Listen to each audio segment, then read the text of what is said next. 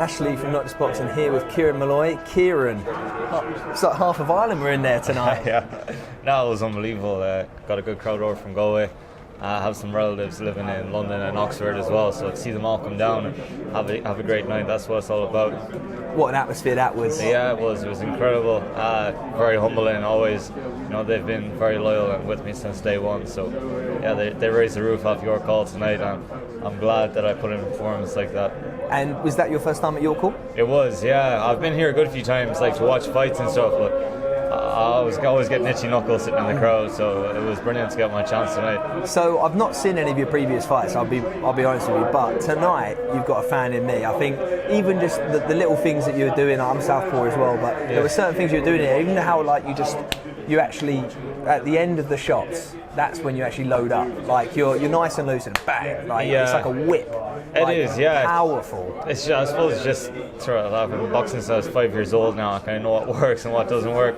You just have to judge your distance and adjust as the fight goes on. Lucky enough, I had a very good amateur pedigree, so a couple hundred fights, and I'm still learning on the job. Every day in boxing is learning, but yeah, I feel like I'm getting things right now, so long may it continue. And you've got a great teamer as well. Charlie B, he goes under the radar because he doesn't really do too much, but great coach. Obviously you had Harlem in your corner as well tonight. Yeah. Yeah, it must be buzzing in the gym at the moment. It is. Like, we train extremely hard, it's 6 days a week, it's full time, and it's crazy hard sessions, but it all pays off. On nights like that, you're fully focused on the job.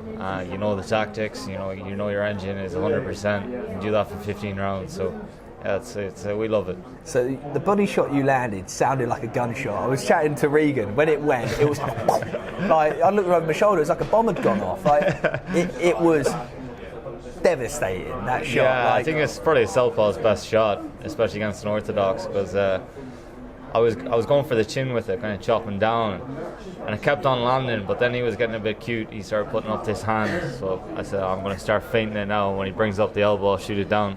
But I saw him in the second round. I know he felt it, so I saved it in the locker for a couple of rounds, but I knew I was breaking him down, and needed to give the crowd a couple of rounds anyways as well. Credit to your opponent. He was very tough. I think he was too tough for his own good, because like even him getting up from that body shot there, I don't imagine many people would want to get up. Yeah, it's better. Like when he got up as well, I was halfway across the ring, and you could just see the look in his eye, and that's that's the kind of fighter you have to be. You have to go for the kill once you see blood. It's just the way I am. I'm calm outside the ring and all, but once I'm in there, if you get those opportunities, you got to take them with both hands. But he was tough. Like even some of the shots I landed before, that was the first time I wore 8-ounce gloves as well. And I could feel it. Even he tapped me once, and I was like, I've got to be careful here, because anyone can get knocked out in these gloves.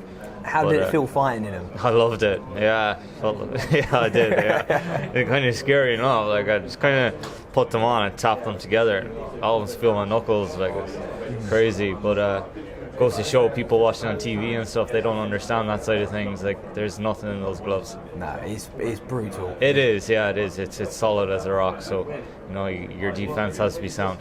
So I just want to quickly touch upon your amateur career, because it's my first time speaking with you. A few hundred amateur fights. What has been your toughest challenge so far? Obviously, it must have been some fight in the amateurs. Yeah, look, I fought European, world and Olympic champions in the amateurs.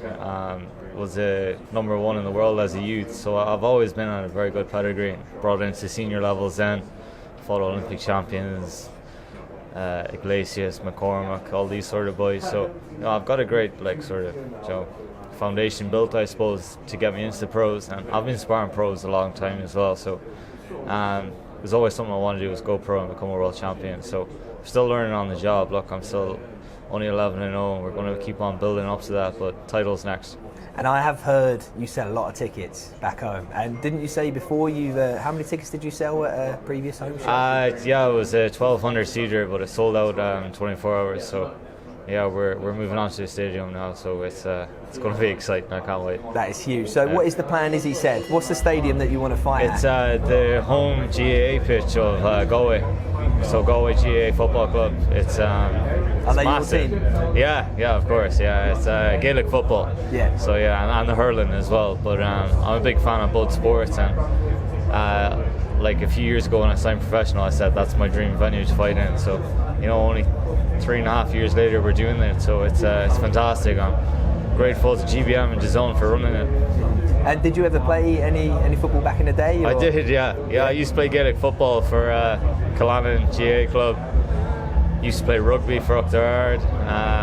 Used to do loads of sports, to be honest. Yeah, I used to love sports, but when I was about, say, 11, then I proper stayed at boxing because I didn't have time for anything else. Just around the country, travelling up and down the country with my dad, sparring in different countries, and it was brilliant. What was it like going to all these big events, winning all these big fights, and then you go back into school on the Monday, like you just got to do what the standard child is doing, and you've got to do your homework, your maths. Like, it must be so strange because at school for me it's completely different. Yeah, it was like the first time I was like, this is unreal, but you do start getting used to it, and it's only now when I look back like on the stuff that I was doing as a kid, and I see kids now and a lot of them, unfortunately they're not doing that, so I was like, geez, like I'd done well as a kid, but there is lots of talent coming up as well. But I think I started getting used to it, and I started loving it, and that's why I keep on wanting more and more. That's the mindset you have to have. Never be satisfied with it. Got to stay humble and calm outside the ring. But once I'm in there, it's different.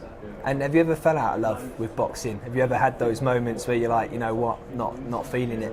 I tell you what, I started at 5. When I was 9 years old, I had my first exhibition in the Uachtar Community Centre, and I walked in and I saw the ring, and I saw all of the seats around it. It was an empty venue, and I completely shit myself. I was like, oh my God. I wanted to go home. I was like, Dad, I'm not fighting. He was like, you'll be fine. And then that was it. That's when I fell in love with it properly. Mm-hmm. Once I'd done that first exhibition, ever since that. What was the feeling after finishing the exhibition? I was just I was buzzing, I was like, do you remember that well as well? Yeah, I do. Yeah, I remember it well. The Uachtar Boxing Club, we had a real old ring. It was tiny. It had like a lime green canvas and rusty poles on each corner. And terrible vest, terrible headgear and everything, but it's got that we're smell here now. Of it. Yeah, you can even smell it now. This smell of an old raw gym kind of. But it was brilliant. And lastly, I just want to touch upon, obviously you spoke about your dad quite a bit. He must play quite a big role in your career. Yeah, he does. Yeah, I owe everything to him. He's travelled the world with me to bring on my boxing ability and my skills, and he's still part of the team today.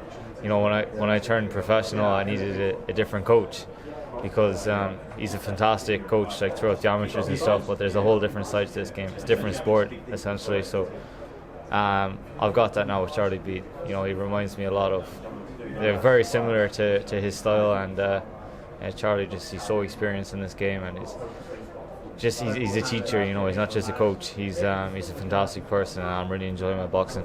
That's amazing. Lastly, just a message to your fans. I'm so grateful for them. Like I said, they're part of the team since day one, and I just hope to bring them more exciting nights going forward.